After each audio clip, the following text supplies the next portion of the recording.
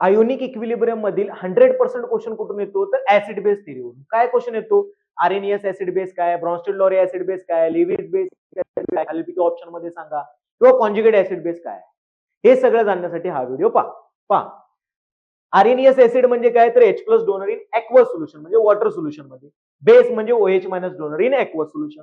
Brønsted Lowry acid म्हणजे H plus donor in any solution, base म्हणजे H plus acceptor in any solution. Lewis acid म्हणजे lone pair acceptor, तर Lewis base म्हणजे lone pair donor. आता या सगळ्या गोष्टीवरून तुम्हाला ऍसिड बेस थिअरी तर कळालीच असेल. तर आता पाहूया आपण कॉन्जुगेट ऍसिड बेस कसं ओळखतो. कॉन्जुगेट ऍसिड बेस पेअर म्हणजे काय बघा, ऍसिड पासून एखादा बेस बनत आहे तर त्याला आपण कॉन्जुगेट ऍसिड बेस पेअर म्हणणार, किंवा बेस आहे त्याच्यापासून एखादा ऍसिड बनत आहे तर त्याला आपण कॉन्जुगेट ऍसिड बेस पेअर म्हणणार. बघा कसं आहे, ऍसिड जो आहे तो H प्लस डोनेट करतो आपल्याला माहिती आहे, तर त्याच्यासोबत जो राहणार आहे तो काय असणार आहे, कॉन्जुगेट बेस असणार आहे. कारण उलट जर बघितलं तर H प्लस ऍक्सेप्ट करत आहे, म्हणजे बघा HA मध्ये H प्लस गेला तर A मायनस जो आहे तो काय कॉन्जुगेट बेस आहे. सेम बेस मध्ये जर H प्लस ऍक्सेप्ट झाला तर जो तयार होतो त्याला कॉन्जुगेट ऍसिड म्हणतो. कारण काय, उलट जर बघितलं तर कॉन्जुगेट ऍसिड जो आहे तो H प्लस रिलीज करत आहे, म्हणजे बी मायनस मध्ये जर H प्लस ऍड झाला तर BH जो असणार आहे तो याचा काय आहे, कॉन्जुगेट ऍसिड आहे.